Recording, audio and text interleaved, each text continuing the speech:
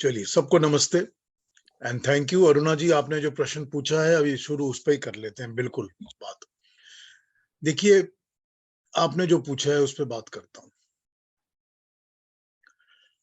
यम और नियम पहला स्टेप है योग दर्शन में, नंबर 1।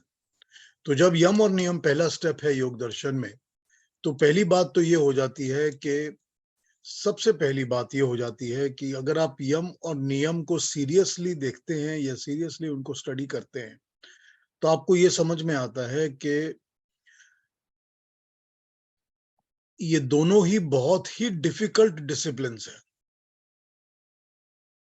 सो फर्स्ट स्टेप पर जब आप पहले स्टेप पर ही चढ़ते हैं योग के कि हमने यम और नियम को फॉलो करना है, क्योंकि होता क्या है, लोग तो यम और नियम को फॉलो किए बिना सीधा आसन प्राणायाम पर चले जाते हैं कि आसन भी करते रहते हैं, प्राणायाम भी करते रहते हैं और सोचते हैं कि हमको सब कुछ अचीव हो जाएगा, लेकिन होता तो है नहीं।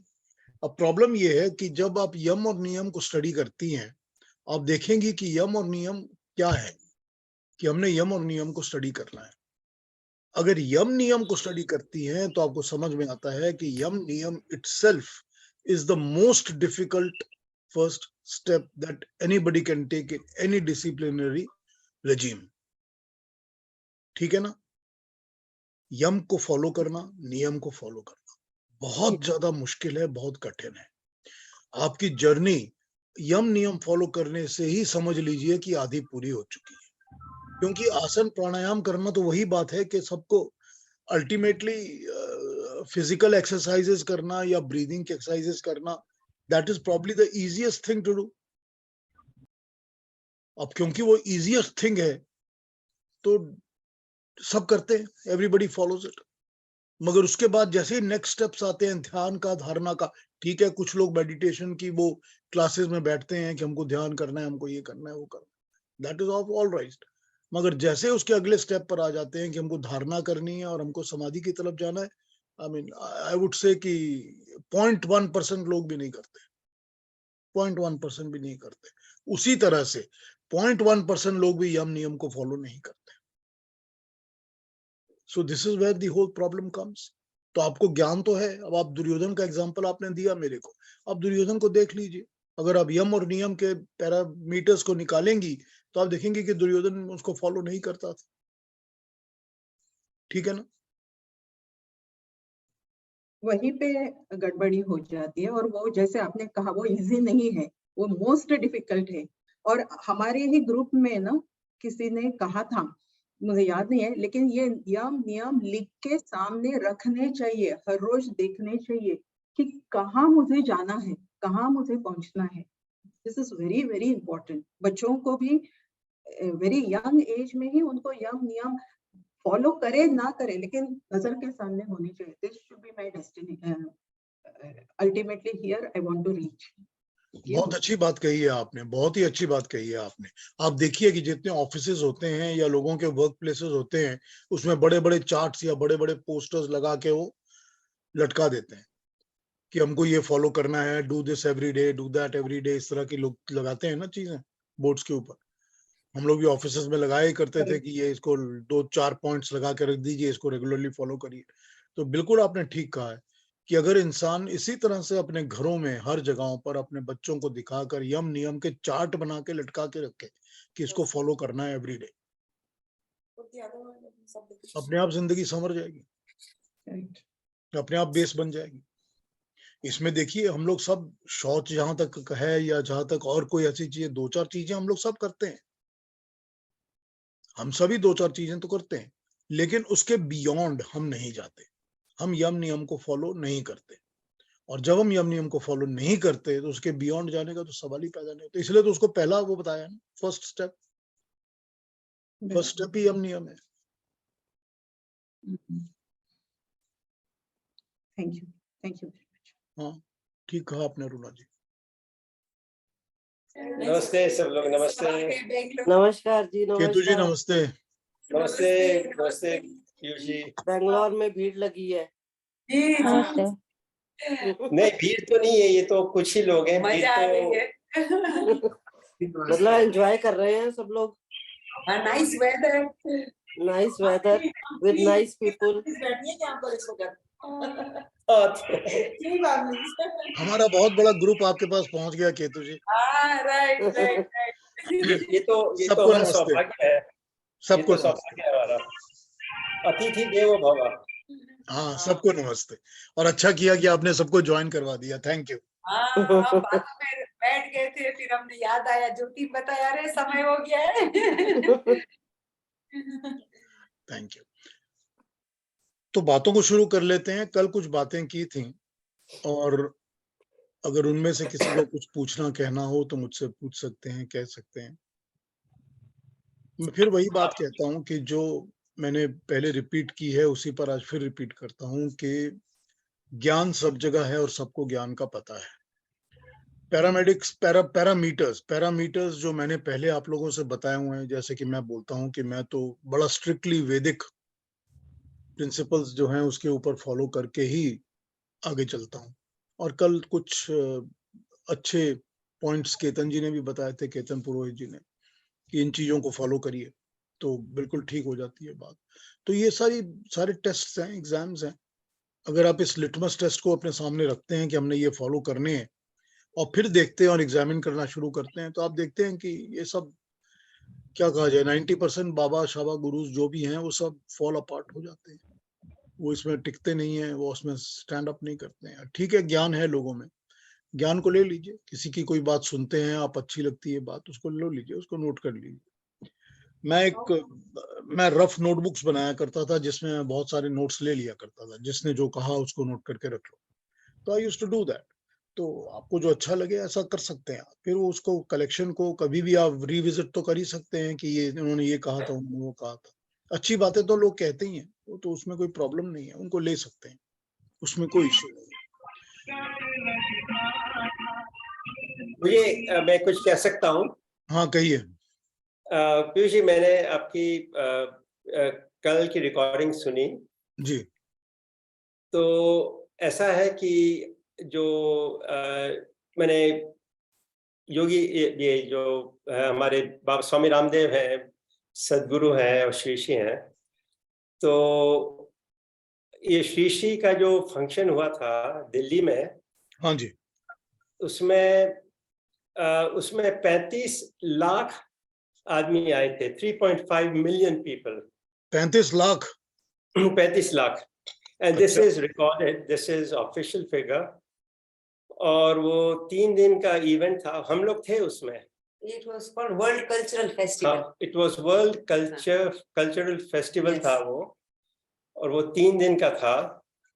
और हम लोग नोएडा में किसी के पास रुके हुए थे, तो भी अटेंडेड दैट। तो उसके बाद ठीक है, और जो 3 दिन का फेस्टिवल था, उसमें एक भी इवेंट, एक भी इंसिडेंट ऐसा नहीं हुआ कि किसी को चोट पहुंची। It was so nicely organised. Very good. दूसरी बात यह है कि भाई रामचंद्र जी को या सीता जी के विरुद्ध भी किसी ने कुछ बोला था, कृष्ण भगवान के विरुद्ध में भी किसी ने बोला था।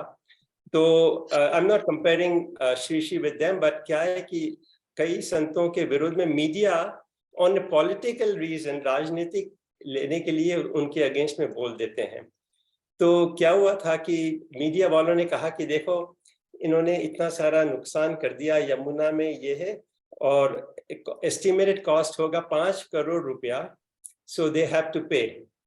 सो the matter went to supreme court, और काफी डेलिबरेशंस के बाद उनको पता चला कि nothing such has happened. In fact Yamuna को जिस अवस्था में लिया था उससे अच्छी अवस्था में उन्होंने वापस कर दिया। ठीक है ना? So and I've got a complete legal deliberations on that, जो कि मैं आपको भेज सकता हूँ। वॉलंटियर्स ने बहुत जबरदस्त काम किया, सफाई। हम भी थे, on the 4th day we were there, है ना? हमारे घर के सामने हाँ, तो वो जो रिपोर्ट्स हमने पढ़ी थी कि वो सब गंदा करके छोड़ के चले गए थे, बॉटल्स पड़ी थी, प्लास्टिक बोतल। नहीं, वो सब मीडिया बहुत पीछे पड़ी थी, क्योंकि इतना अच्छा काम किया उन्होंने ना। So it was all Congress and तो जो पिक्चर्स वगैरह सारी फैब्रिकेटेड थी, इसका मतलब फोटोग्राफ्स। डॉक्टर पिक्चर्स थी। पर तो- हम वहाँ थे ना, so that way we can share and say कि भाई तो जस्ट क्लैरिफिकेशन हाँ, करना है मुझे इसके तो विषय उनमें में। जो आप जब आप गए थे वहां पर, अच्छी बात है, बहुत अच्छा किया आपने क्लैरिफाई कर दिया, आई एम वेरी हैप्पी। ये बताइए कि वहां पर जब आप गए थे तो कोई ज्ञान की बातें मिली थी? yes नहीं, it was world cultural festival था। वो ठीक So, है।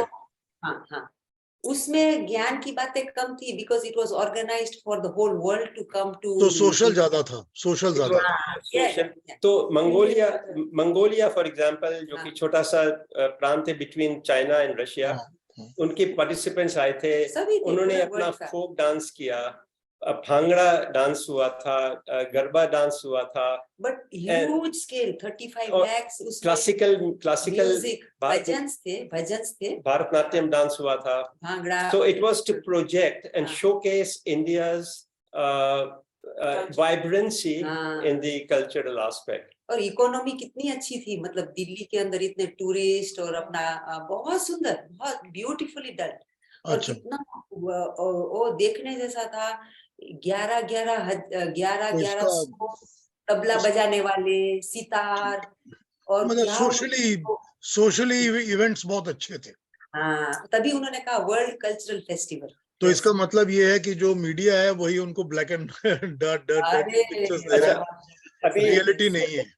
यस मैंने ये भी सुना है कि वर्ल्ड कल्चर फेस्टिवल अब 2023 में यूएसए में होने वाला है। अच्छा, इन्हीं का कहाँ होने वाला है मालूम नहीं। श्री का जी यस। अच्छा, एक और बात स्वामी रामदेव की, उसको because it was a Congress government, तो रेड अलर्ट किया गया था when he was visiting UK. तो यूके में उनको स्वामी रामदेव जी को स्ट्रिप सर्च किया गया था। हाँ, वो तो ठीक है। अच्छा, और हुआ क्या ये देखने के लिए, क्योंकि Sonia Gandhi was little concern कि उनके पास पूरी लिस्ट है कि किस किस ने क्या किया है, तो really they couldn't find anything. और कितना, मतलब देखिए दे कुडंट। पतंजलि के प्रोडक्ट्स आप देखिए, हम तो हरिद्वार 3-4 बार गए हैं, क्या काम कर रहे हैं बाबा रामदेव तो। बिल्कुल, बहुत अच्छा काम कर रहे हैं। हवन और वेदा के ऊपर और हर बहुत अच्छा काम कर रहे हैं। Students talk in Sanskrit language. Yes, Sanskrit वो भाषा में। एक्चुअली उन्होंने अब जो हाई लेवल की वो खोली हुई है स्टूडेंट्स के लिए, जिसमें वो अष्टाध्यायी पाणिनि वगैरह पढ़ाते हैं। हाँ, तो अच्छा है कि नेक्स्ट लेवल ऑफ, गुरुकुलम, हाँ, नेक्स्ट लेवल ऑफ ग्रामर पढ़ा रहे हैं, वो बहुत अच्छी बात है। अरे बहुत जबरदस्त तो काम कर रहे हैं। मीडिया वालों ने सिर्फ बोल दिया कि इनकी स्ट्रिप सर्च हुई थी। अब स्ट्रिप सर्च किस कारण हुई थी, क्या हुई थी? नहीं, लेकिन उनके स्ट्रिप सर्च में है क्या? 2 तो कपड़े पहनते हैं, कर लो सर्च, क्या करना है आपने। अरे उनको 8 से 10 घंटे लंदन एयरपोर्ट पे हैरान करने की वृत्ति हाँ, ये कांग्रेस होता है, ठीक बात। पर उन्होंने हिम्मत इतनी रखी कि बता दिया कि उनके प्रोडक्ट्स आप देखिए कितने अच्छे प्रोडक्ट्स निकाले। हाँ, बिल्कुल ठीक बात है। अरे बहुत बढ़िया काम कर रहे हैं। सच बात। चलिए, इतनी बात तो just for clarification and I wouldn't take your time any more. ठीक है, अब हम जो हमने सोचा था उस टॉपिक पर आ जाते हैं। तो टॉपिक पर, वैसे तो आपने, केतु जी ने लास्ट वीक के एक प्रश्न पूछा था मेरे से, जो मैंने कहा था मैं नेक्स्ट वीक आंसर करूंगा, तो अगर आपको याद है तो एक बार फिर पूछ लीजिए। नहीं, मैंने ये पूछा था कि क्या हम लोग ये पता लगा सकते हैं कि कर्मों के आधार पे किसको कौन सी योनि प्राप्त हो सकती है? ठीक है, योनि का मतलब होता है कि कौन से शरीर में वो जन्म लेगा, ये होता है योनि का। whether it is पशु के जन्म में है कि मनुष्य जन्म में है कि। मैं आपको ये बताता हूँ किसके बारे में मैंने जो पढ़ा है वो बता सकता हूँ आपको, पर उसके ऊपर मैं इलेबोरेट कितना कर सकूंगा ये मैं आपको नहीं बता सकता, लेकिन मैं पढ़ा जो है बता देता हूँ। जो पढ़ा है वहां कहीं पर भी ये नहीं कहा जाता कि स्पेसिफिकली कौन सी योनि है। उसमें यह कहा जाता है कि नीच योनि, मध्यम योनि, उच्च मध्यम योनि, उच्च योनि। इस तरह उन्होंने उसमें क्लैरिफिकेशन की हुई है। नीच सबसे छोटी जाति, मध्यम मिडिल की, और उच्च मध्यम मतलब थोड़ी उससे ऊपर की, और उच्च का मतलब सबसे ऊपर की। ये क्लैरिफिकेशंस हैं। तो अब आप नीच योनि क्या ले सकते हैं, या आप अपना इमेजिनेशन से कर लीजिए कि सबसे नीच जो बर्थ हो सकता है, किसी की भी जन्म हो सकता है किसी का भी, वो क्या हो सकता है? वो शायद यही हो सकता है कि जो गंदे कीड़े गिड़े हैं या ऐसा है वैसा हो सकता है। बिल्कुल। और फिर उसके बाद जो मध्य वाली है वो जानवर वगैरह हो सकते हैं, उच्च मध्यम जो है शायद वो काउस हो सकती है, गाय हो सकते हैं, या ऐसे हो सकता है, या मनुष्य हो सकते हैं जिनकी बहुत ही बुरी हालत में जन्म होता है, और फिर ऐसे मनुष्य जो कि उससे भी ऊपर क्यों है, तो वो नॉर्मल ह्यूमन बीइंग्स जो होते हैं वो हो सकता है। सो ये मैंने ये पढ़ा हुआ है, इस लेवल पर ऐसे पढ़ा हुआ है, स्पेसिफिक्स नहीं दिया गया। अब उसमें भी ये बताया गया है कि जो कर्म होते हैं उसमें भी वही बताया है, नीच कर्म जो होते हैं, मध्य कर्म जो होते हैं, मध्यवृत्त कर्म जो होते हैं, और उच्च कर्म जो होते हैं, उनकी इस तरह से मैच की गई है। अब इसमें स्पेसिफिक तो कहा नहीं गया कि नीच कर्म का मतलब है आप किसी का मर्डर करते हैं, ये तो बताया नहीं गया। अब कुछ भी नीच कर्म हो सकता है, तो नीच कर्म बताए गए हैं। अब नीच कर्म क्या हो सकते हैं, ये आप अपने उसमें इमेजिन करके सोचिए। सो क्लैरिफिकेशंस इस तरह दी गई हैं, लेकिन ये तो पक्का है, ये तो पक्का है कि कर्म और कर्म फल के ऊपर ही निर्धारित होता है कि अगला जन्म मनुष्य को किस शरीर में मिलेगा। आदमी मिलेगा और जानवर मिलेगा, पशु पक्षी मिलेगा, कीड़ा मकोड़ा मिलेगा, क्या जन्म मिलेगा ये उसके कर्मों पर ही डिपेंड करता है। ये तो पक्की बात है। स्पेसिफिक्स को ढूंढना बड़ा मुश्किल हो जाता है कि कौन सी स्पेसिफिक्स कहाँ पर फिट होगी, that is very difficult.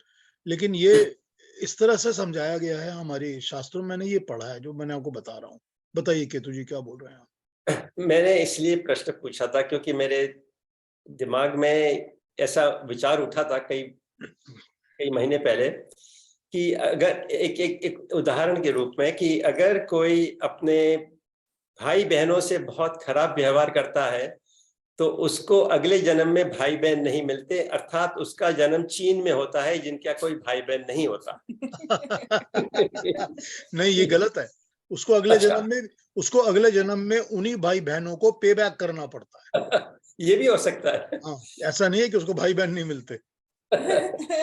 Anyway, that was just a humor kind of thing, lighter note. अब ये जो सब्जेक्ट है, उनके जीवन में चीनी कम हो जाती है। तो ये जो सब्जेक्ट है जिस पर हम बात कर रहे हैं, इसी पर एनी जी ने भी लास्ट वीक एक बात कही थी मेरे को। तो अगर एनी जी आप पूछना चाहें तो एक बार पूछ लीजिए जो आपने पूछा था मेरे से। मुझे याद नहीं आ रहा क्या पूछा था। आपने भी शायद यही पूछा था कि गुर्बत में क्यों जन्म लेते हैं, गरीबी में क्यों जन्म लेते हैं वो, हाँ वो और ये फिर था। उनको हाँ मुझे ये था कि जो ऊपर वाला है हमारा, वो ये होता है कि वो इतना दयालु है, वो रहम करते हैं सब पे। तो फिर पैसे वालों को पैसे ही देता रहता है और गुर्बत पे और गुर्बत होती है, वो बच्चे हों या जो भी, मतलब उनकी गरीबी खत्म नहीं होती। तो ऐसा क्यों होता है? इस ये बहुत सालों से मेरे दिमाग में सवाल था कि जब वो इतना दयालु है तो फिर वो उन पे क्यों नहीं दया करता जो गुर्बत में लोग हैं। नहीं, दया तो सब पे करता है। देखिए बात ये है कि जन्म तो मिलेगा कर्म और कर्म फल के ऊपर। सो जिन्होंने गरीब ऐसे काम किए हैं कि उनको ऐसे माँ बाप मिलते हैं जो गलियों में सड़कों में रहते हैं, बड़ी बड़ी मुफलिसी में, बड़ी गरीबी में रहते हैं, जिनके पास कुछ नहीं है, झोपड़ी वोपड़ी में रहते हैं, या उनके घर में जन्म होता है। बच्चे होते ही हैं, सबके बच्चे होते हैं। तो जब बच्चा तो जन्म जो होगा वो तो आपको अपने कर्मों और कर्म फल से ही मिलेगा कि कौन से कर्म किए थे और कौन सा कर्म फल है, उसके हिसाब से ही जन्म मिलेगा, चाहे जितनी भी गंदी कंडीशंस में जन्म हो। उसके बाद दया ये है कि इंसान अपनी सोच रखता है कि मैं इसमें से निकल सकता हूँ, मैं अपनी जिंदगी को बदल सकता हूँ, कि मुझे ये जो जिंदगी मिली है, पहली बात तो ये है कि मुझे ये जिंदगी क्यों और कैसे मिली है। ये मेरे माँ बाप का दोष तो है नहीं, उनकी तो गलती है नहीं कि मेरे बाप अपने गलती की इसलिए मेरे को जन्म मिल गया, ये तो है नहीं। मैं तो पैदा हुआ हूँ और पैदा भी ऐसी जगह हुआ हूँ। लेकिन वहां पर दया का भाव यहीं पर आता है एग्जैक्टली कि immediately then you can think and construct your own life the way you want. ठीक है, स्पेसिफिक्स आपको बहुत ज्यादा अवेलेबल नहीं होंगे, कंडीशंस मतलब फैसिलिटीज, कि मैं बड़े स्कूल में नहीं गया, मेरे को स्कूलिंग ही नहीं मिली, मेरे को ये भी नहीं मिला, वो भी नहीं मिला, इस तरह की बातें हो सकती हैं। ठीक है ना, हो सकती है ना। वो एक हम लोग के यहाँ तो आजकल बड़ा पॉपुलर है ना, जो मिलियनर गौतम अडानी है, जिसके बारे में बहुत बातें होती हैं, गौतम अडानी ने कहा ना कि मैं स्कूल कंप्लीट नहीं कर सका, but I had to, because I had to start earning income. वो अपने मुंह से तो कहते नहीं कि फैमिली की रिपोर्ट बोलते हैं, मेरे father was also businessman, but he says that we were poor people. मैं चौल में रहता था, बॉम्बे की चौल्स में रहता था। उसके एक दिमाग में, उसको परमात्मा ने ये बुद्धि अकल तो दी है ना, हर एक को दी है ना ये अकल। हम ही लोग यूज नहीं करते ना प्रॉपरली, हम उल्टी सीधी चीजों में लगे रहते हैं ना। कभी किसी दूसरी एक्टिविटी में लगे हैं, कभी दिस, ठीक है, मैं गलत नहीं कहता हूँ। अगर सपोज करिए कि कोई स्पोर्ट्समैन बनना चाहता है और स्पोर्ट्स की एक्टिविटी में लगा हुआ है, पढ़ाई लिखाई में ध्यान नहीं दे रहा है, वो दूसरी बात है कि उसने अपनी जिंदगी फिर स्पोर्ट्स में तो बना ली ना, अपनी जिंदगी अगर बनानी है तो। दूसरा कोई आदमी है वो किसी और चीज में लग, ये एक चीज होती है कि दया परमात्मा की यही होती है कि वो इंसान को सोचने की शक्ति देता है और काम करने का फ्रीडम देता है कि तुम्हारे को हमने कर्म की स्वतंत्रता दी हुई है, तुम जैसा काम करना चाहो वो फ्रीडम तुमको दिया हुआ है, तुम वैसा काम कर सकते हो। इसमें कोई रोकथाम नहीं है। रोकथाम नहीं है इसलिए तो इंसान कोई मर्डर भी कर देता है, खून भी कर देता है, कोई अच्छा भी बुरा सब कुछ करते हैं, क्योंकि कोई रोकथाम नहीं है। तो वो दया उसकी ये है कि उसने आपको freedom of choice, freedom of कर्म दी हुई है कि आप जो मर्जी कर्म करिए। लेकिन कर्म तो वही, कर्म के हिसाब से ही और कर्म फल के हिसाब से ही जन्म मिलता है कि कहाँ जन्म मिलता है। यह ठीक है कि अगर किसी ने बुरा किया है, उसको जन्म मिल गया है, तो उसको पता तो होता ही नहीं है कि ऐसा जन्म क्यों मिला है। किसी को भी पता नहीं होता कि मुझे ऐसी जगह में, इस जगह में ऐसा जन्म क्यों मिला है। लेकिन वो इस चीज को या तो सारी जिंदगी रिग्रेट करके, उसके ऊपर गालियां देकर सारी जिंदगी उसी तरह से कुड़ कुड़ कर जी सकता है, और या उसमें से निकल कर बाहर अपने पंख फैला के उड़ सकता है। दोनों ऑप्शंस होते हैं उसके पास। ठीक है, पहले कुछ साल बहुत ज्यादा मुश्किल में बीतते ही हैं, क्योंकि तब तक इंसान को अकल नहीं होती, बच्चे को अकल नहीं होती कि मुझे क्या करना है क्या नहीं करना, उसको नहीं होती अकल। वो ठीक है, जब अकल आनी शुरू होती है 10 साल का हो जाता है, 8 साल का हो जाता है। हमने देखा है 8 साल के 10 साल के बच्चे जो होते हैं वो बिल्कुल अलग स्ट्रीम में निकलकर अलग तरीके से काम करने लग जाते हैं। वो तो यही, कैसे उसमें वो अकल किस तरह से डेवलप होती है, वो परमात्मा ने दी हुई है ना। ये दूसरी बात है, हम इसको इस तरह भी कह सकते हैं कि किसी में कोई संस्कार होते हैं, किसी में संस्कार नहीं होते। ये भी ठीक बात है कि पिछले जन्मों के संस्कार पड़े हुए जो होते हैं वो बड़ी बड़ी तगड़े तरीके से हमको पकड़ के रखते हैं, या हमको उठा उठा के रखते हैं, या नीचे करके रखते हैं। वो सब ठीक बात है, ये सब ठीक है। संस्कार तो होते ही हैं, सभी में होते हैं, हम सब में होते हैं। लेकिन वो संस्कारों के बावजूद भी तो एक इंटेलेक्ट तो भगवान ने दी हुई है ना, ईश्वर ने दी है, परमात्मा ने दी है, कि हम उस इंटेलेक्ट को कैसे यूज करते हैं, how are we going to use it. और वो free choice of doing action सबको दी हुई है। ठीक है कि जब 4 साल का 5 साल का बच्चा है उसको उतना पता नहीं होता है, लेकिन जब वो 8 साल का 10 साल का 12 साल का होने लगता है तब उसको फ्री एक्शन पता लग जाता है कि मैं गलत काम करूं या ठीक करूं। तभी पता चल जाता है उसको कि मैं क्लासरूम में बैठा हूं और टीचर पढ़ा रहे हैं, तो मैं पढ़ूं या पीछे बैठ के चौक मारूं टीचर के ऊपर। पता चल जाता है ना कि ऐसे भी कुछ लड़के हैं और ऐसे भी कुछ लड़के हैं, मैं किस ग्रुप के साथ बैठ जाऊं। उसके माँ बाप भी तो समझाते हैं ना कि बेटा ऐसा नहीं करो, ऐसा करो। कोई भी माँ बाप गलत बात तो बोलते नहीं है, कोई माँ बाप नहीं बोलता कि बुरे बच्चे बन जाओ बेटे। तो ये फ्रीडम तो दी हुई है ना परमात्मा ने। ये दया उसकी यही है कि उसने हमको दिया हुआ है सब कुछ, कि इसको यूज करो। हम तो अपने उसमें फंसे और बंधे पड़े हैं ना, कि हम अपने कर्म और कर्म फलों के अंदर, संस्कारों के अंदर फंसे हुए हैं, बंधे हुए हैं, tightly entrapped. We cannot get out of it because it is all created by us. Everything is created by us. हमारी अपनी करनी है, हमारे अपने कर्म है, उन्हीं ने हमको बांधा हुआ है। संस्कार भी हमारे कर्मों से ही पड़ते हैं ना, हमको उन्होंने बांधा हुआ है, जकड़ा हुआ है, हम उसमें से निकल नहीं सकते। लेकिन उसके बावजूद ये तो नहीं है ना कि हमको भगवान ने कोई कुत्ता या घोड़ा बना के पैदा कर दिया तो हम सोच ही नहीं सकते कि इसमें से हम बाहर कैसे जाएं, क्लास कैसे अटेंड करें, एजुकेशन कैसे। ये तो है नहीं। तो उसने जब इंसान का शरीर दे ही दिया है और उसके बावजूद इंटेलेक्ट भी दी हुई है, चॉइस भी दी हुई है फ्री, तो ये उससे इससे ज्यादा उसकी क्या दया हो सकती है। ठीक है ना एनी जी? जी। कोई और क्वेश्चन आया इसके ऊपर मान दिमाग? हाँ जी, मैं कुछ पूछूं?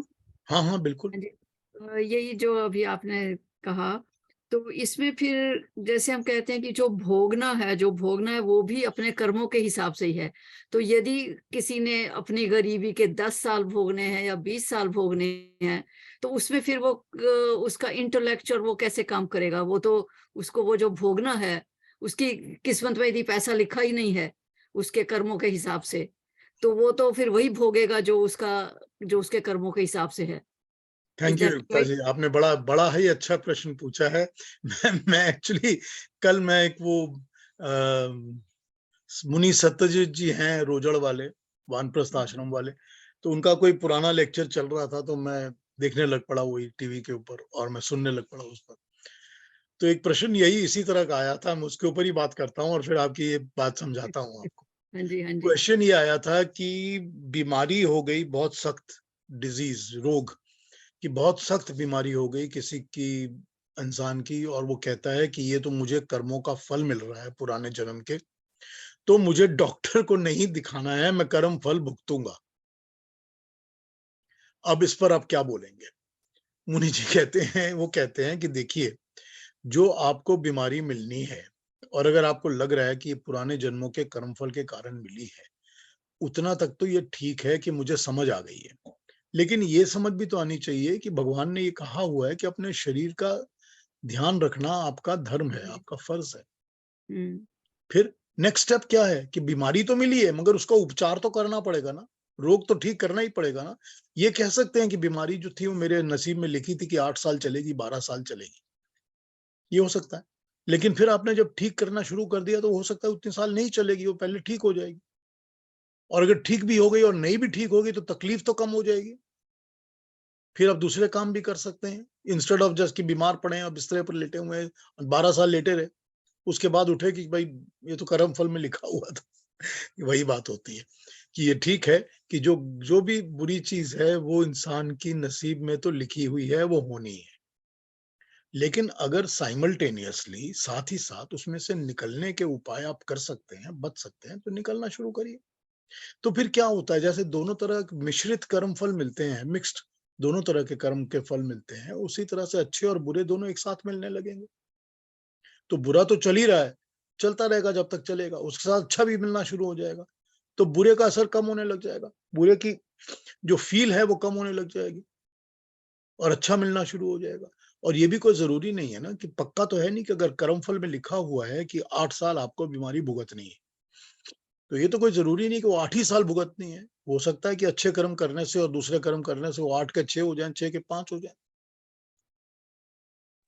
पीयूष जी, हाँ जी, बोलिए बोलिए केतन जी। ये है ना, ये एक थोड़ा प्रहसन वाला चीज है, क्योंकि ये प्रारब्धवादी लोगों की बात है, तो इसमें वो लोग बहुत आगे जाते हैं। मैंने इसके ऊपर बहुत डिस्कशन हुई थी मेरी।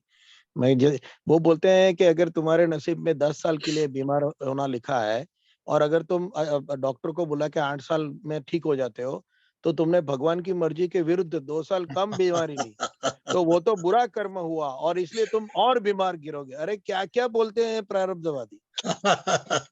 हाँ, मैं आपको बता दो। अरे जाने दीजिए, वो उसमें जाना ही नहीं नहीं, तो क्योंकि जो सुनिए, जो ठीक हो गया वो भी तो परमात्मा का ही काम है ना। अरे वही तो तो वो ये 50% नहीं तो कुछ क्रेडिट आप देंगे, कुछ नहीं देंगे, चॉइस करके, ये तो नहीं हो सकता ना। प्रारब्धवादी लोगों से, क्योंकि हर एक चीज अगर भगवान पर ही छोड़ देंगे तो पूरा का पूरा गीता का कर्मयोग तो मतलब क्या, कुछ बात ही नहीं। हाँ, तो वो एकदम इतना वो प्रारब्धवादी सिर्फ कंसोलेशन के लिए ठीक है। हाँ, कि भाई क्या है कि भाई ये मेरी आउट ऑफ कंट्रोल जो सिचुएशन है उसकी वजह से मुझे ये कुछ हो गया, तो ठीक है, चलो भाई कोई एक, दैव पंचमम, गीता में भी कहा है दैव है मगर 5वां है वो, इट इज 5th, तो आगे के 4 तो पढ़ो। तो ऐसी चीज है, तो वो प्रारब्धवादी यही बात करते हैं हमेशा, नहीं कब तो कोई भी जब हाँ। भगवान ने इंसान के घर में पैदा किया था, तो अपने 2 पैरों पे चलना सीखना ही नहीं था ना। हाँ, घुटने और पैरों पर ही चलते रहना था सारी जिंदगी। खड़े होकर चलना क्यों सीखा भाई? हाँ, वो भी तो प्रारब्ध नहीं था ना आपका। वो भी तो हाँ, भगवान नहीं चाहा ना आपको, तो उसको सीखना ही नहीं था, ऐसे ही रहने देना था। तो ऐसे तो नहीं, ये these are not good arguments, ये हाँ, बिल्कुल बुरे मालूम है। वो arguments। तो मतलब नहीं, मेरा कहने का मतलब ये था, प्रारब्धवादी लोग ऐसी ऐसी बातें करते हैं। हाँ बिल्कुल। हाँ, एकदम। हाँ युक्ता जी। हाँ जी, नहीं ठीक है, ठीक बताया आपने, क्योंकि कर्म तो करना ही है। तो कर्म करने से वो जो पिछले कर्म फल हैं वो हो सकता है कुछ कट जाए, या उनका वो उसका कुछ लाभ होगा आपके कर्म करने से, या क्योंकि कर्म तो करना ही है। आप जैसे आपने कहा कि हाथ पे हाथ रख के तो नहीं बैठ जाएंगे कि बीमारी है या गरीबी है तो कुछ नहीं करेंगे, कि जो लिखा है या जो भोगना है वो भोगना ही है। तो ये ठीक बताया आपने कि कर्म तो करना ही है।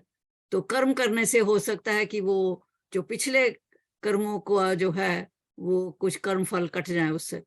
देखिए युक्ता जी, हम सबके जीवन में मुश्किल और कष्ट के टाइम आता है। हम सबके जीवन में प्रॉब्लम्स आती हैं, तकलीफें आती हैं, सबके जीवन में ऐसे दिन आते हैं जब बहुत बुरे होते हैं। हम सब उसी वक्त उसके उपचार ढूंढना शुरू करते हैं। How do I get out of this situation. हम सब सोचते हैं कि मुझे क्या करना चाहिए। मेरी जॉब चली गई, अब मैं अगले दिन से ही नई जॉब के लिए अप्लाई करना शुरू करता हूँ। क्यों करता हूँ? मैं ये सोचता हूँ कि हाँ, भगवान ने मेरी जॉब ले ली। इसका मतलब नहीं ना कि भगवान जब आके जॉब देगा मैं तब नया जॉब लूंगा। तो जब आदमी की जॉब चली जाती है तो अगले दिन से वो जॉब का एप्लीकेशन शुरू कर देता है। आदमी को जो प्रॉब्लम एक्सीडेंट हो जाता है तो इमीडिएटली सोचता है कि अच्छा गाड़ी को रिपेयर कराएं, चोट जहां लगी है चोट के ऊपर डॉक्टर के पास जाकर ठीक कराएं। इमीडिएट करता है ना वो इंसान।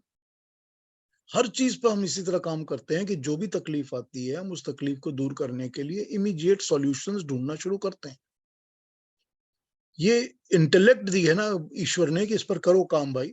और इसी तरह बना हुआ है ना सारा सिस्टम। हर इंसान इस तरह काम करता है। दुनिया का हर इंसान पढ़ा लिखा है, बेवकूफ है, काला है, गोरा है, जो भी है, हर इंसान इस तरह काम करता है। तो जब इंसान इस तरह काम करता है तो ये एक इंसान के अंदर दी हुई चीज है जो कि ईश्वर ने दी है कि तकलीफ तो आएगी, सबके जीवन में आती है, लेकिन उसके बियॉन्ड कैसे जाना है तो उस इमीडिएटली कर्म तो शुरू करना पड़ता है ना। कर्म ही तो उसको काटेगा ना प्रॉब्लम को। तो कर्म तो करना ही पड़ेगा। थोड़े कर्म को डिफाइन कर लीजिए, उसको एडजस्ट कर लीजिए कि हमको कैसा कर्म करना है, क्या नहीं करना है। करना तो पड़ेगा ही कर्म। हाथ पर हाथ धर के तो नहीं कोई बैठता ऐसा कि ऊपर वाला देगा मेरे को। ऊपर वाले ने तो अकल दी हुई है ना, उसी ने तो दी है ना, उसी ने तो बुद्धि दी है ना कि आप कर्म करो। उसी ने तो कर्म करने की इंडिपेंडेंस दी हुई है कि आप अपना कर्म करो जिस तरह करना चाहते हैं। तो ये आर्ग्यूमेंट्स जो हैं बड़ी डिफीटिस्ट और they are wrong arguments, they are not proper arguments. मैं एक बात बोलूं हाँ पीयूष जी, जी, हाँ जी बोलिए। Take a blatant example of Narendra Modi. वो चाय बेचा करते थे प्लेटफॉर्म पे, ठीक है ना? नहीं, उसके तो उसके भी केतु जी उसके पहले चले जाइए। उनकी माँ जो थी वो बर्तन मानती थी लोगों के घरों में। हाँ ठीक उसके है, भी पहले चले जाइए ना। हाँ ठीक है, नहीं तो बिल्कुल सही। वहां से उठकर इंसान अगर प्रधानमंत्री बन सकता है। तो उन्होंने अपना रास्ता तय किया कि भाई हमें चोरी चपाटी डकैती नहीं करनी, किस गलत रास्ते से पैसा नहीं कमाना, हमें उस रास्ते से पैसा कमाना है जो कि हमारे नीति के हिसाब से हो, जो देश के लिए हो। तो उस रास्ता को उन्होंने तय किया और आगे बढ़ते गए, बिल्कुल। और रास्ते खुलते गए उनके। तो यही बात है ना सारी। एग्जाम्पल्स तो हमारे सामने बहुत होते हैं, अपने जीवन से होते हैं ना, अपनी लाइफ से ही होते हैं कि मेरे को ये प्रॉब्लम आई थी और मैंने ये किया था। इमीडिएट आपको अपनी लाइफ में अपने एग्जाम्पल्स मिल जाएंगे कि देखो इस तरह से आगे बढ़ना है। तो कर्म तो करना ही है ना। और कर्म करने की यही तो ईश्वर का कमाल है कि उसने बुद्धि दी हुई है हमको, इंटेलेक्ट दी हुई है कि तुम और सही। और हर इंसान के अंदर, हर एक इंसान के अंदर, हर मनुष्य के अंदर अच्छे और बुरे की पहचान परमात्मा ने खुद ही डाली हुई है। हम जब कहीं पर किसी से झूठ सुनते हैं तो मन के अंदर एक डिसलाइक, एक घृणा आ जाती है कि नहीं हमको नहीं अच्छा लगता। हम गलत चीज देखते हैं तो मन के अंदर एक भाव जागता है कि हमको ये अच्छा नहीं लगता। वो ये उसने दिया हुआ है ना, परमात्मा ने दिया ना। सारी दुनिया में हर मनुष्य को दिया हुआ है ना, हर इंसान को। कोई भी ऐसा नहीं है कि जिसको ये चीज नहीं दी हुई। डजंट मैटर कौन सी लैंग्वेज बोलता है और कहाँ रहता है और किस मुल्क में रहता है, it doesn't make a difference. तो उसने तो ये दिया ही हुआ है हमारे अंदर कि हम अच्छे और बुरे को तो अपने अंदर की सेंस से, कॉन्शियसनेस से एक मिनट में पहचान लेते हैं कि ये अच्छा नहीं है। ये ठीक है कि हम कॉम्प्रोमाइज करते हैं और हमको बुरे अच्छे लगने लग जाते हैं, वो दूसरी बात है। लेकिन अच्छे बुरे की तो हमारे अंदर परमात्मा ने एक इनबिल्ट दी हुई है सेंस ऑफ अंडरस्टैंडिंग कि ये इनबिल्ट ही है तुम्हारे अंदर, तुमको पता चल जाएगा। जब उसने अकल दी है, बुद्धि दी है, समझ दी है, अच्छे बुरे की समझ दी है, तो भाई व्हाट इज द प्रॉब्लम? तकलीफ तो आएगी, सभी को आएगी दुनिया में, ऐसा कोई है ही नहीं कि जिसको तकलीफ नहीं आती दुनिया में, हर एक को आती है। तो ये आर्ग्यूमेंट्स जो है ना, ये ऐसे ही हैं। पीयूष जी, हाँ जी केतन जी। मैं 2-3 पॉइंट, इसमें बहुत सारे पॉइंट आए, एक्चुअली लंबा चीज है, मगर 2-3 चीज है। पहली बात तो ये कि नरेंद्र मोदी के साथ में दूसरे भी चाय बेचने वाले होंगे, हाँ बिल्कुल। और वो नीतिमत्ता से भी होंगे, उसका वो चोरी नहीं करते होंगे, प्रामाणिक भी होंगे, बिल्कुल। उसकी भी ना नहीं है, मगर वो तो प्रधानमंत्री हुए नहीं। हाँ तो उसका मतलब ये भी है कि कभी कभी किसी व्यक्ति के अंदर वो व्यक्ति को विशेष उसकी क्वालिटीज दी गई हुई है उसके पूर्व जन्मों के कर्मों के अनुसार, इसलिए वो आगे जाता है। इसलिए ये जरूरी नहीं है कि हर एक व्यक्ति, हर एक चाय वाला प्रधानमंत्री बन सके, चाहे वो कितना भी प्रामाणिक हो, क्योंकि उसकी अंदर जो उसकी स्वाभाविक कैपेसिटीज है वो डिफरेंट है उसके पूर्व जन्मों के कर्मों के अनुसार। दूसरी बात यह है कि हम हमारी जो जिंदगी है उसकी success thickness of the purse से मेजर करते हैं। जितनी पर्स की थिकनेस मोटी उतना आदमी ज्यादा सुखी, ऐसे सोचते हैं, और ये बिल्कुल ही गलत है। ये संपूर्णतया गलत है कि जितनी, हाँ, सुख और सुविधा के साधन हम जुटा सकते हैं, जितने ज्यादा हमारे रिसोर्सेज बढ़े उतने सुख और सुविधा के साधन जुटा सकते हैं, मगर वो सुख और सुविधा के साधन हमें आनंद दे सके उसकी कोई गारंटी नहीं है। और यही चीज वो जो आगे दया वाली भी बात हुई ना, उसमें भी ये चीज ज्वाइन हो जाती है। जैसे अगर कोई गलत चीज खाए तो अडानी को भी कॉन्स्टिपेशन होगा और चाय बेचने वाले को भी कॉन्स्टिपेशन होगा। ठीक इसलिए बात। भगवान दयालु है कि वो हर एक को इक्वल देखता है। वो ये नहीं देखता कि कोई किसके कितने पूर्व जन्मों के हिसाब से किसको कितने रिसोर्सेज मिले हैं। ये जन्म में तुम्हें जो मिला है उसमें मैं तुम्हें इक्वल दूंगा और तुम्हें इक्वल ट्रीटमेंट मिलेगी। जहर खाएंगे तो दोनों मर जाएंगे और अच्छा खाएंगे तो दोनों की तबीयत बनेगी, चाहे कितना भी गरीब हो या अमीर हो। ठीक तो ये बात। भी, तो ये दयालु का कनेक्शन में आता है। और ये थिकनेस ऑफ द पर्स से ही हम मेजर करते हैं सक्सेस को, ये बहुत गलत है। और उससे हैप्पीनेस के साथ में कोई कनेक्शन नहीं है। हम लोग देखते हैं रास्ते के किनारे पे बैठे हुए, फुटपाथ पे बैठे हुए भिखारी भी जब शाम को मिलते हैं ना, तो बोलते हैं अरे आज मुझे तो 2 बटाटा वड़ा मिल गया, तो वो अपना आधा दे देता है उसको। वो बोलता है मुझे तो वहां से 2 रोटियां मिल गई, तू ले ले, दाल ले ले। हंसते हंसते खाते हैं, हाँ हंसते हंसते सो जाते हैं आराम से। उसके और 95% केसेस में तो जितने पैसे वाले होते हैं ना, उन्होंने सुसाइड की हुई है, अगर आप स्टेटिस्टिक देखें तो किसी आज तक किसी भिखारी ने सुसाइड की ऐसा सुना है? नहीं सुना। तो happiness is a entirely different matter than thickness of the purse, सुख सुविधा के साधन। और इसके लिए हमारी जो भाई की अवधारणा है कि सुख सुविधा के साधन कम होंगे तो हमारे जीवन में से आनंद चला जाएगा, ये बिल्कुल ही गलत है। इसके लिए मैं एक सजेस्ट करूंगा, एक स्टोरी है छोटी सी, उसका नाम है एलियास। ये एलियास नाम की स्टोरी लियो टॉल्स्टॉय ने लिखी हुई है। वो किसी को अगर मिले, आप गूगल भी करेंगे शायद मिलेगी। एलियास का मतलब ये तो है कि नाम बगैर का आदमी एक्चुअली। हाँ हाँ ठीक है। तो because it is applicable to everyone, वो स्टोरी पढ़े, बहुत ही बढ़िया स्टोरी है इसके ऊपर। एक्चुअली मुझे याद आ गया कि मुझे याद नहीं कौन सी किताब, कोई एक मैनेजमेंट बुक्स जो होती हैं सारी इंस्पिरेशनल, मैं पढ़ रहा था उसमें इंग्लिश में। तो उसमें लिखा हुआ था कि जब आप अपनी जिंदगी पर एक एज पर आ जाएंगे, जब आपकी ऐसी उम्र हो जाएगी कि अब आपने मतलब उम्र हो गई इंसान की जिसको कहते हैं, तो आप रिफ्लेक्ट करना शुरू करेंगे कि what was my life like. तो you will find that there are tons of regrets, tons of regrets. हर इंसान जो अपनी लाइफ में रिफ्लेक्ट करता है और ऑनेस्टली रिफ्लेक्ट करता है, उसको टन्स ऑफ रिग्रेट्स मिल जाते हैं कि अरे मैंने ये गलती कर दी थी, इसको ऐसे नहीं करना, ऐसे करना चाहिए था, ये यूं नहीं यूं करना चाहिए था ये। तो वो कहता है कि you can live with your regrets और you can learn to lead your life in spite of regrets and with corrections that those regrets have taught you.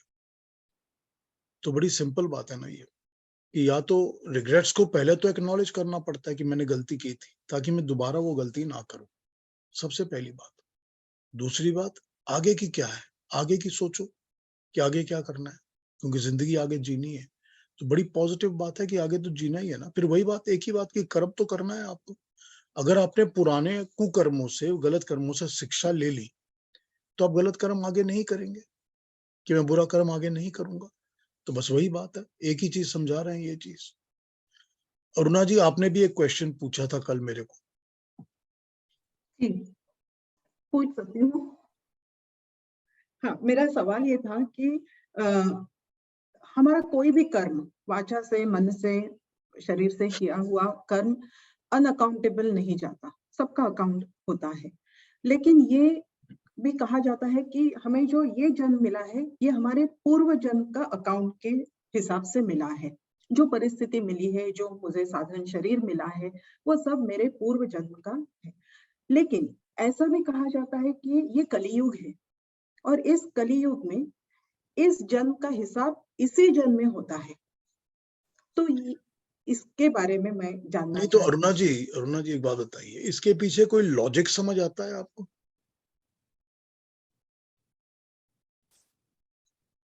नहीं, मेरे तो युग मन में युग क्या होता है? युग को तो हमने डिवाइड किया है पीरियड्स में, ठीक है। हमने कहा है कि इतना इतना एक साल है, तो एक साल को हम पीरियड में डिवाइड करते हैं कि हमने उसके 12 महीने बनाए हुए हैं।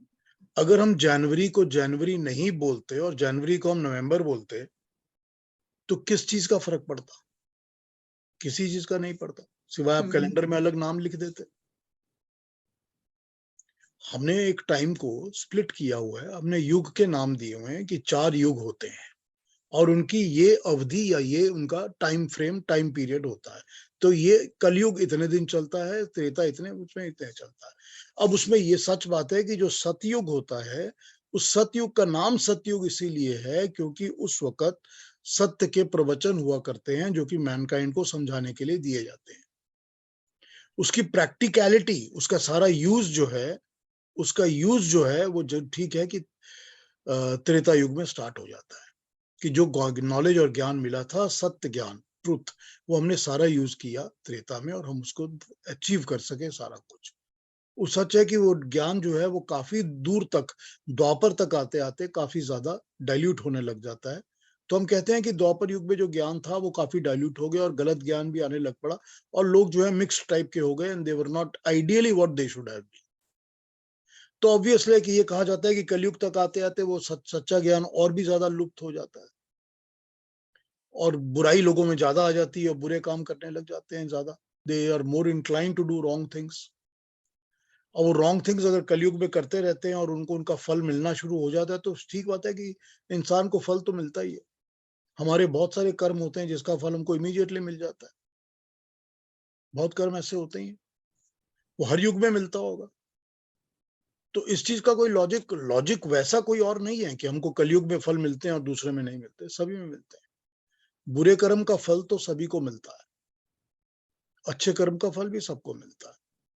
अब ये दूसरी बात है कि हमको कई चीजों के फल तो अपनी जिंदगी में इमीडिएटली मिलने लग जाते हैं, कि मैंने ये किया, देखो इसका ये फल मिला मेरे, और कई चीजों के हमको फल नहीं मिलते, समझ में ही नहीं आते।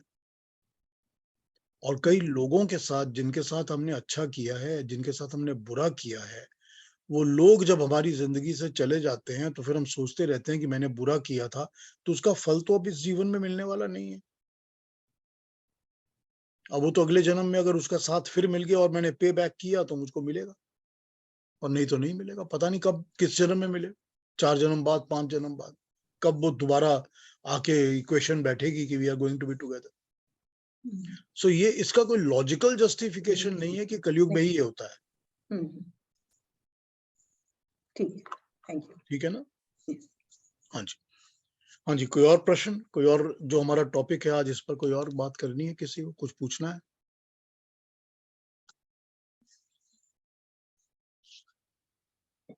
ये बिल्कुल ठीक है कि जो जाति होती है, मतलब जो जन्म होता है इंसान का, कि कहाँ जन्म होगा, कैसा उसको शरीर मिलेगा, ह्यूमन बॉडी मिलेगी, एनिमल बॉडी मिलेगी, फिश की बॉडी मिलेगी, बर्ड की बॉडी मिलेगी, इंसेक्ट मिलेगी, कौन सी बॉडी मिलेगी, ये तो पक्का है कि ये कर्म और कर्म फल पर ही है। आयु, कितनी लाइफ मिलेगी, कितना जीवन मिलेगा, जीवन का स्पैन क्या मिलेगा, एग्जैक्टली ये भी कर्म और कर्म फल पर है। भोग, क्या मुझको यूज, किस चीज को मैं यूज कर पाऊंगा, किसको नहीं कर पाऊंगा, भोग। How much can I consume, कर्म और कर्म फल पर ही है ये भी। तो ये हो सकता है कि मुझको बहुत अमीर घर में पैदा हो गया हूं, पर मैं कुछ यूज नहीं कर सकता क्योंकि मेरे बॉडी में टॉलरेट ही नहीं होता, कि मैं पैराप्लेजिक हो गया हूं, कि जो भी और बात है। भोग,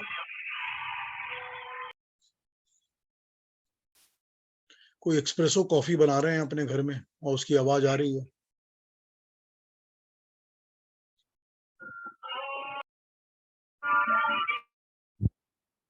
गाने चल रहे हैं, एक्सप्रेस कॉफी नहीं है।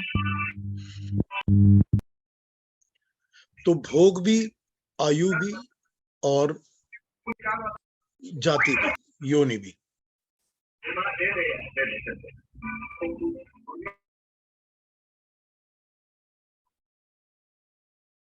ये सब चीजें बिल्कुल कर्म और कर्म फल पर ही हैं, कि किसको कितना भोग मिलेगा, किसको कौन सी बॉडी मिलेगी, किसको कितनी लाइफ स्पैन मिलेगी, ये सब कर्म और कर्म फल पर ही आधारित है।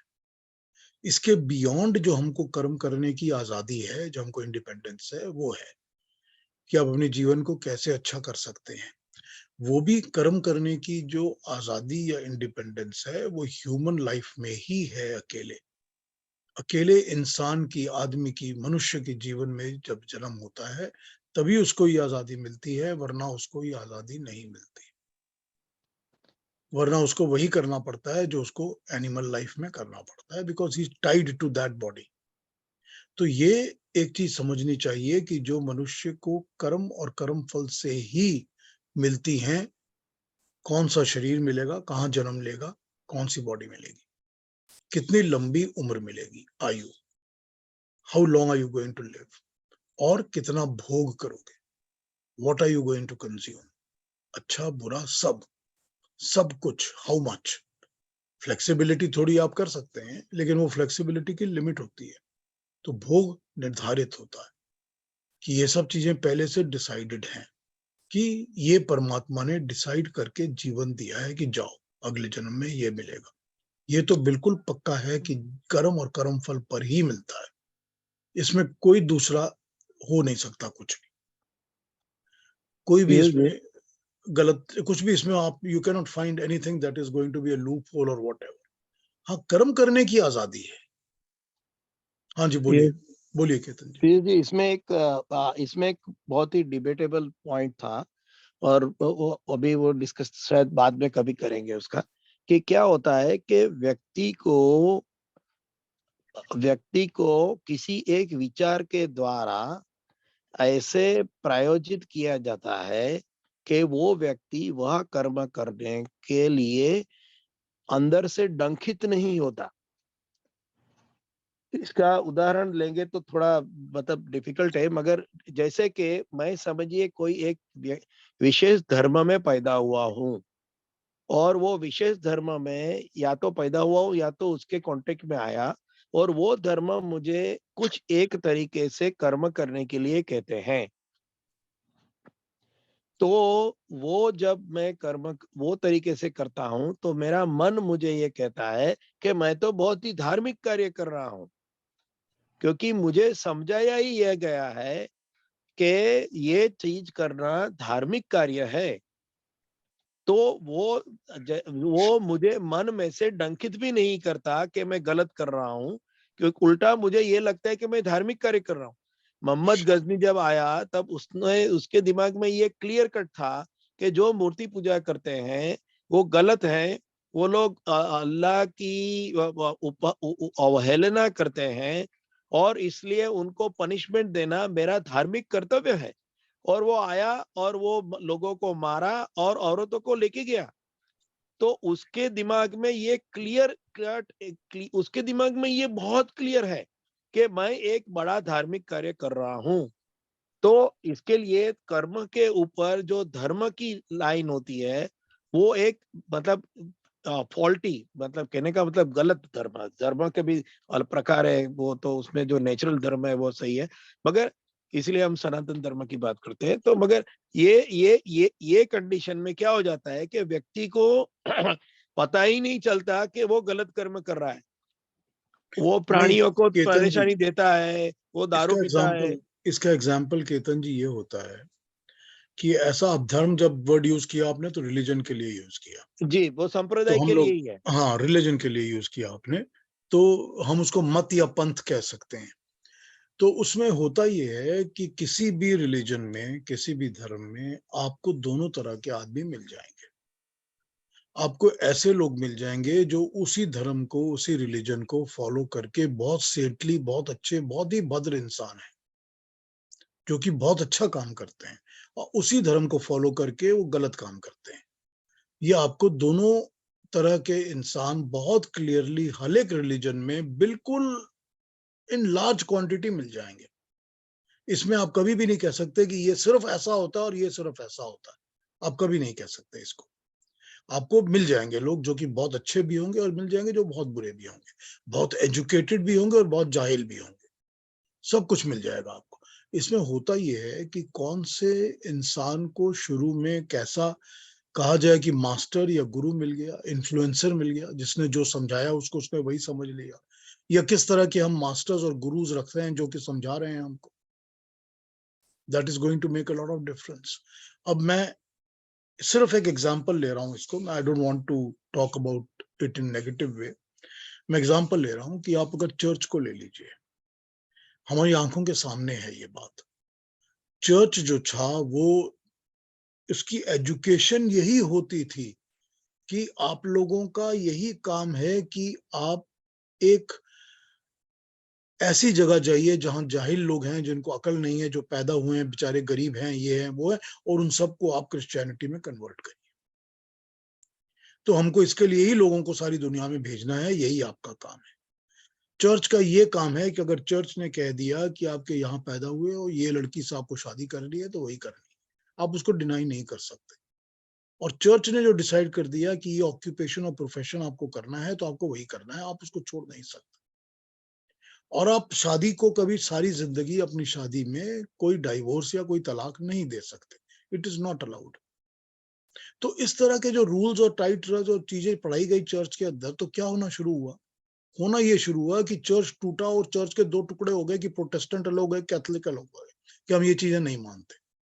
और उसके बाद क्या हुआ? उसके बाद ये हुआ कि जेहोवास विटनेस अलग हो गए, जो सारी दुनिया में जाके लोगों को कन्वर्ट कर रहे हैं, और बाकी लोग अलग हो गए। और उसके बाद ये हुआ कि जो आप पढ़ा रहे हैं, फोर्स कर रहे हैं, अब नई जनरेशन को चर्च से कोई मतलब ही नहीं है, लेना देना ही नहीं है, जाते ही नहीं, दे डोंट टेक पार्ट। तो देखिए, होता ऐसे ही है हर एक के साथ। अगर आपके नजर में कुछ ऐसा है जो चल रहा है दुनिया में, उसके साथ भी आज नहीं 100 साल बाद, 500 साल बाद यही होने वाला है, यही होता है। क्योंकि जो ह्यूमैनिटी है ना, ह्यूमैनिटी जो होती है वो हर रिलीजन से ऊपर की होती है। हमारे सनातन धर्म में इस चीज को रिकॉग्नाइज किया गया है। इसी को हम धर्म कहते हैं। जो ह्यूमैनिटी होती है ना, हम ह्यूमैनिटी को ही धर्म कहते हैं। सारी की सारी, देखिए मैं तो अब क्योंकि गीता को तैयार कर रहा हूं, अगले हफ्ते से शुरू करूंगा, सारी की सारी गीता का पर्पस ही एक है, सिंगल माइंडेड फोकस उसका है। What is that? धर्म संस्थापनार्थाय, बस, फुल स्टॉप। धर्म की संस्थापना करने के लिए, ताकि ह्यूमैनिटी, मानव, मनुष्य, मनुष्य का धर्म, इंसान का धर्म वापस संस्थापनात्मक हो जाए, बाकी उसको लगा दिया जाए, एस्टैब्लिश हो जाए। That is the whole purpose of the entire Gita.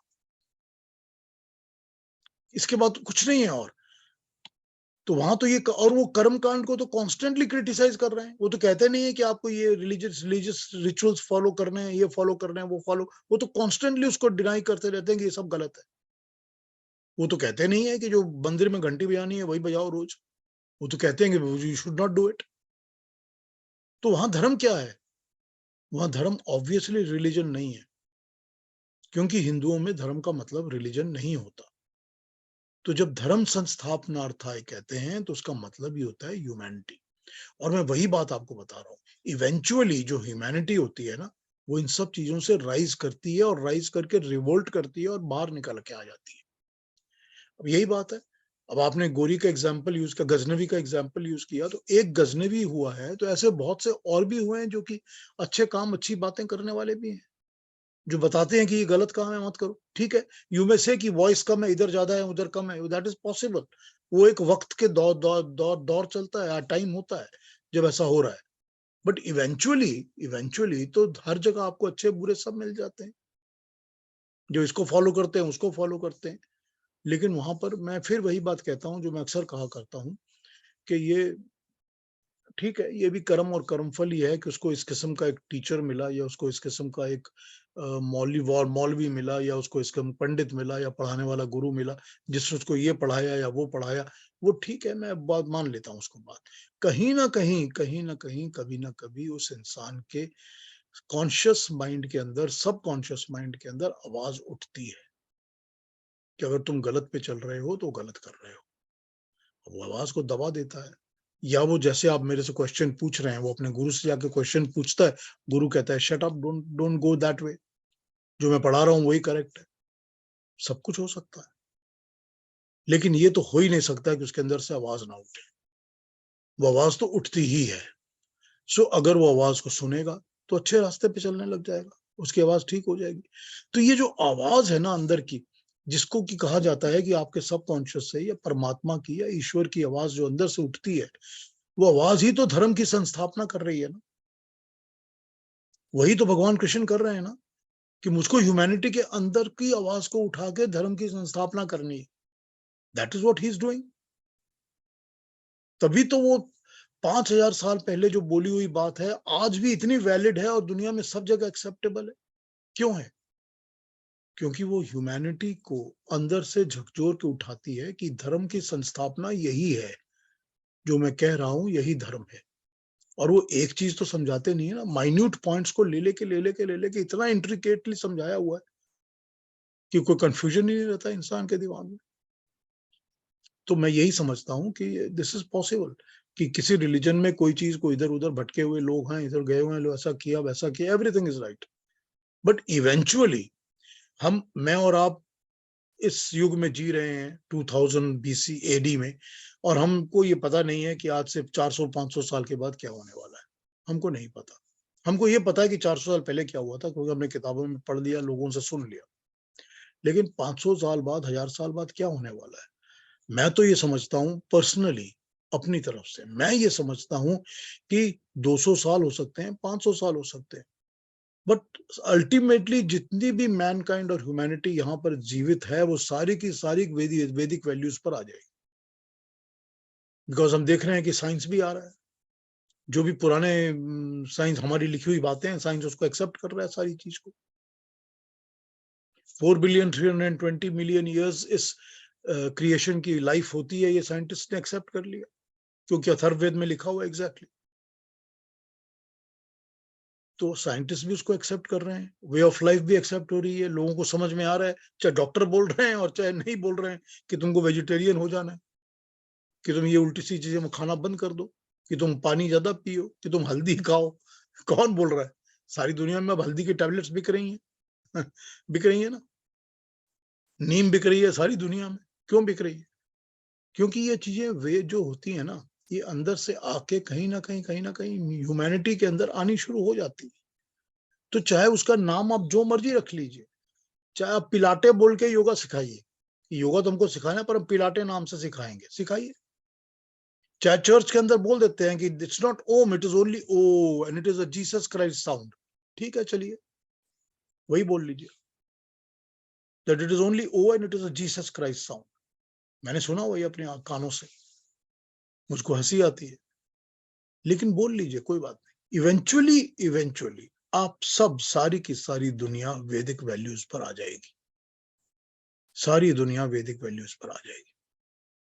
जो कृणवंतो विश्वमार्यम कहते हैं ना हम लोग, कृणवंतो विश्वमार्यम, कि सारी दुनिया को आर्य बनाइए, कि सारी दुनिया को नोबल बनाना चाहिए। वो नोबिलिटी वही होती है जो वैदिक वैल्यूज पर आती है। और आज होगा, 500 साल बाद होगा, 200 साल बाद होगा, जब होगा मैं भी वापस लौट कर आऊंगा यहाँ, आप भी वापस लौट कर आएंगे यहाँ, हम भी देख लेंगे कि यही हो रहा है सारी दुनिया में। वैदिक वैल्यूज आनी ही है पक्की, बिकॉज वही ह्यूमैनिटी है। वही ह्यूमन लाइफ की रियल वैल्यूज है, वो आनी ही है, जरूरी बात है, चाहे जैसे मर्जी आ जाए, आएंगी जरूर। ठीक है ना केतन जी? जी बिल्कुल सही है। एक मैं जोक कहूंगा, एक जोक है ये। हमारे मतलब वो जो होते हैं ना लोग ऐसे, मतलब जिसको बुद्धिवादी होते हैं ना ऐसे, तो एक बंदे ने कहा कि भगवान का अवतार होता है कि जब जब धर्म की ग्लानि होती है मेरा अवतार होता है। तो बोलते हैं कि फिर अच्छे कर्म नहीं करने चाहिए, क्योंकि अच्छे कर्म करेंगे तो भगवान आ नहीं सकेंगे, अवतार आगे ही, तो फिर आप भगवान को आने से रोक रहे हैं। इसलिए बहुत सब मिलके इतने बुरे कर्म करो ताकि भगवान जल्दी से जल्दी आए। तो आप अगर, अरे क्या क्या दिमाग, ऐसे ऐसे आर्ग्यूमेंट्स आती है। एनीवे एक एक मैं बात करना चाहूंगा कि लीगलाइज, एक सेंटेंस है मैं खुद बनाया है कि legalisation of wrong deeds through the thoughts of A religion is going to hurt the humanity.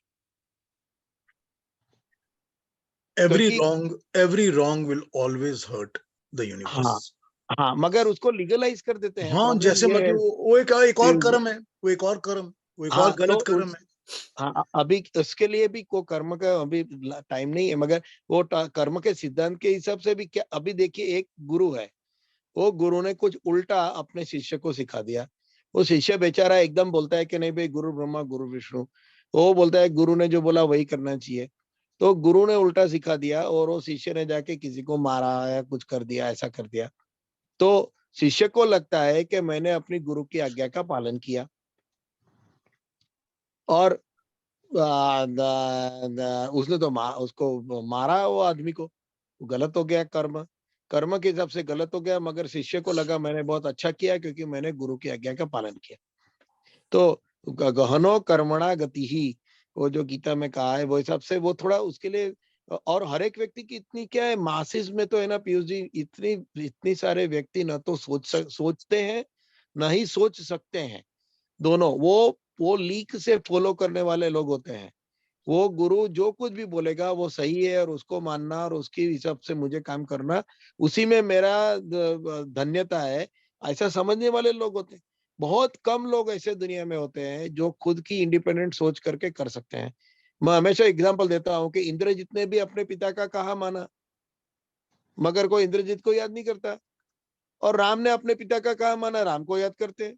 अभी दोनों ने अपने पिता का तो कहा माना ही ना, तो अब इंद्रजीत कैसे बुरा हो गया? तो एक सोचने वाली बात होती है, और ये सब लोग नहीं सोच सकते। ये हर एक व्यक्ति की ऐसे फिजिकल और मेंटल कंडीशन के ऊपर भी डिपेंडेंट है कि वो कितना सोच सके। इसलिए मासिस है ना, उसको मिसगाइड करना काफी इजी है। उसको लोग काफी इजीली मिसगाइड करते हैं, फिर उसमें मासिस हो जाता है। और मासिस में संघ शक्ति कल युग के हिसाब से ताकत होती है, और वो ताकत वाले हैं, वो जो सही आवाज वाले हैं, उसको या तो दबा देते हैं या मार डालते हैं, और फिर वो अपनी ही आगे चलाते हैं।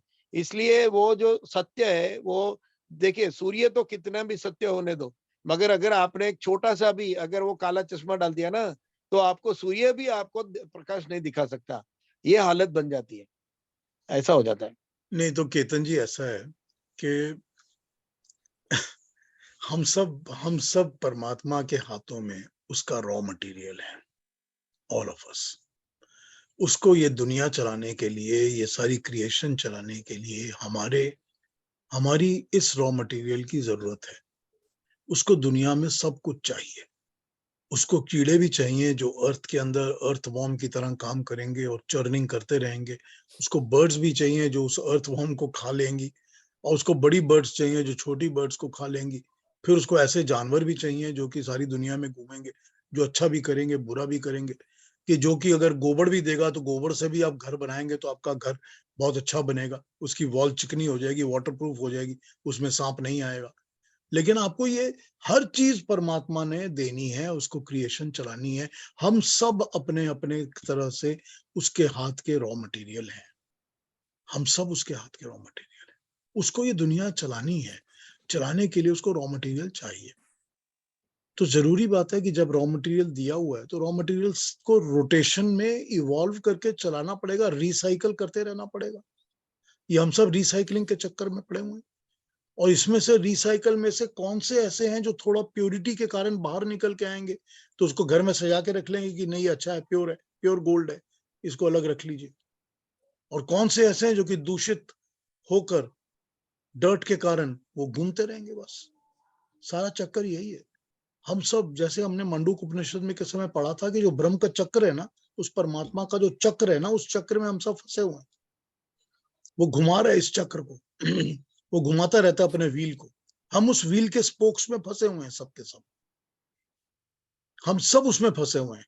और हमको वो ज्ञान देता है कि इसमें से निकलना कैसे है, लेकिन हम निकलने को तैयार ही 99% लोग निकलने को तैयार होते ही नहीं है। क्यों होंगे? क्योंकि उनको चक्कर में मजा आता है या मजबूरी होती है, चक्कर में फंसे रहते हैं। तो हम सब वो रॉ मटेरियल हैं। हम रॉ मटेरियल में से कौन से हैं जो कि घूमते रहेंगे। हम तो घूम ही रहे हैं ना। आप और हम जो है, मेरी और अपनी बात कर लीजिए ना। अगर हम कहते हैं कि ह्यूमैनिटी को 1.97 मिलियन ईयर्स, 1,97,000 साल 1,97,000 साल हो गए कि ह्यूमन लाइफ इस अर्थ पर है, तो इसका मतलब है कि 1,97,000 साल से मैं और आप, हम सब इस दुनिया में आ रहे हैं, जा रहे हैं, आ रहे हैं, जा रहे हैं, घूम ही रहे हैं ना। हम सब घूम रहे हैं। पता नहीं है कि सब मनुष्य शरीर में ही घूम रहे हैं कि दूसरे शरीर भी धारण किए थे, पता नहीं, हमको तो याद नहीं है। लेकिन हम रॉ मटेरियल तो हैं उस परमात्मा के हाथ में, हम घूम रहे हैं। इस रॉ मटेरियल के अंदर जितना भी ऐसा रॉ मटेरियल है जिसको कि रॉ मटेरियल ही बनाए रखना है, जिसको कि निकालना नहीं है चक्कर से बाहर, ज्यादा मेजोरिटी उसी की है, वो घूमते ही रहेंगे। इसीलिए लोग ना फॉलो करते हैं, ना उनको कोई इंटरेस्ट होता है। उनके अंदर ये इंटरेस्ट ही नहीं होता कि हम कैसे अपने आप को इसमें से बाहर निकाल सकते हैं। How do I get out of it? मैं जन्म मरण के बंधन से कैसे छूट सकता हूँ, कैसे मैं परमात्मा के आनंद को प्राप्त कर सकता हूँ।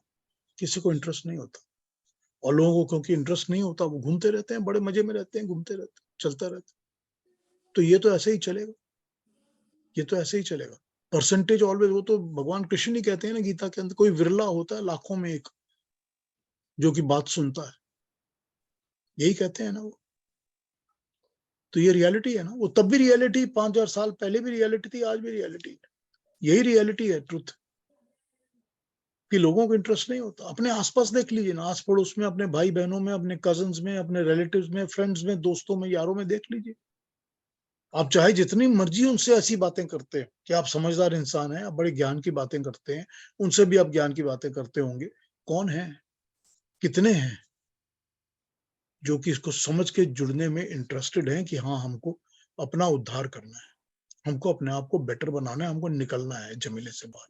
मुझको उस परमात्मा को, उस ईश्वर को, जो भी उसका नाम है, उसको मुझे प्राप्त करना है, मुझे उसको पाना है। मैं उसके आनंद के साथ मिलना चाहता हूँ। ये सारी दुनिया की चीजें बेकार हैं, मुझको नहीं चाहिए। कितने हैं बताइए? बस ये रियलिटी है। ऐसे ही चलेगा, ऐसा ही है और ऐसा ही चलेगा भी। और जो फंसते हैं इधर उधर, वही कल वही वाली बात, बाबाओं के चक्कर में, गुरुओं के चक्कर में, दूसरे लोगों के चक्कर में होती है। मास 35 लाख लोग अगर श्री श्री रविशंकर को सुनने आए थे, तो 35 लाख लोगों में से कितने हैं ऐसे जो कि अल्टीमेटली उस ज्ञान के ऊपर चल रहे हैं, या वो सारे इवेंट्स देखने आए थे कि कहाँ भांगड़ा होगा, कहाँ पर डांस होगा, कहाँ पर क्या होगा, वही देखने आए थे। वो तो तमाशा देखने आए थे ना, तमाशबीन है सारे। वो लोग कोई इस इंटेंशन से तो आए नहीं कि हमको ज्ञान चाहिए, हमको उद्धार चाहिए, हमको जीवन से सिद्धांत समझाइए, हमको रियली वो दीजिए जो कि परमात्मा ने कहा है आपको देने के लिए। कहाँ है वो? जो चेले भी बन जाते हैं, जो उनकी ऑर्गेनाइजेशन के साथ जुड़े होते हैं, जो कि 50-60 ऐसे लोग, 100 लोग ऐसे होते हैं जो कि सारा काम करते हैं ऑर्गेनाइजेशन का, बहुत अच्छे वॉलंटियर्स हैं। उसमें भी कितने लोग ऐसे हैं जो कि अल्टीमेटली ज्ञान की धारा में चलते हैं कि ठीक है, मेरे को एक गुरु मिला हुआ है, मैं गुरु के ज्ञान को अडॉप्ट करूंगा और उसी पर चलूंगा। बहुत बहुत रेयर होता है। ये ऐसे ही चलेगी दुनिया, ऐसे ही चलती है और ऐसे ही चलेगी। आपको, हमको समझ में आ रहा है, अगर हमको फॉलो करना है, बड़ी अच्छी बात है, करिए। हम तो कोशिश करते रहते हैं, और 10 लोगों को जोड़ लो भाई, आपको भी समझ में आ जाएगी। हम यही कोशिश करते हैं, बट हम तो कोशिश ही कर सकते हैं ना।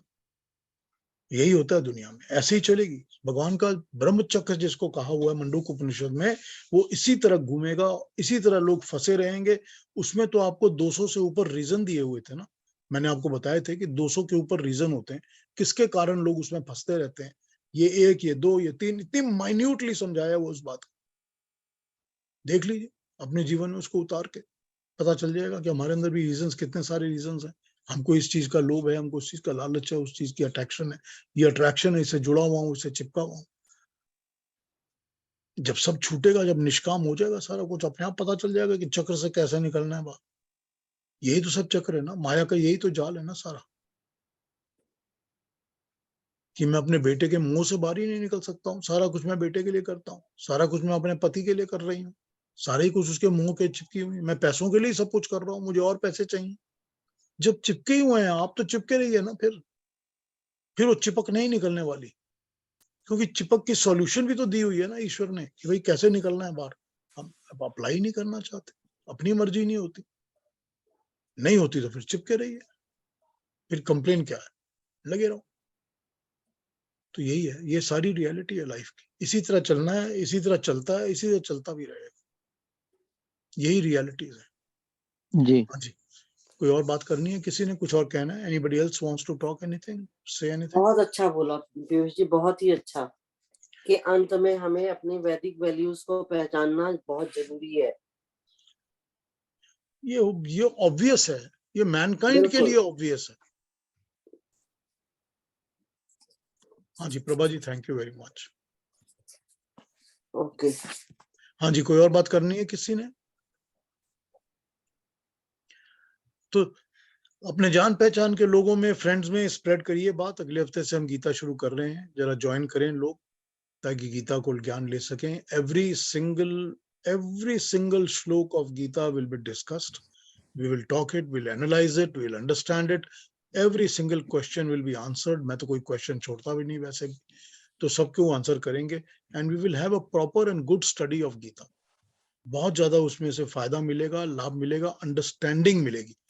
बहुत सारी चीजें हमको पता होती है, हम जानते हैं, लेकिन फिर भी नई अंडरस्टैंडिंग मिलती है और उसको अच्छी तरह से समझने का साधन मिलता है, तरीका मिलता है। तो यही मिलेगा। तो अगले हफ्ते मिलते हैं फिर 14 तारीख को, और गीता को स्टार्ट करेंगे अगले हफ्ते। ठीक है जी, तो तब तक के लिए सबको नमस्ते नमस्कार। और थैंक यू वेरी मच। तो नेक्स्ट वीक मिलते हैं। नमस्ते। थैंक यू, नमस्ते। नमस्ते।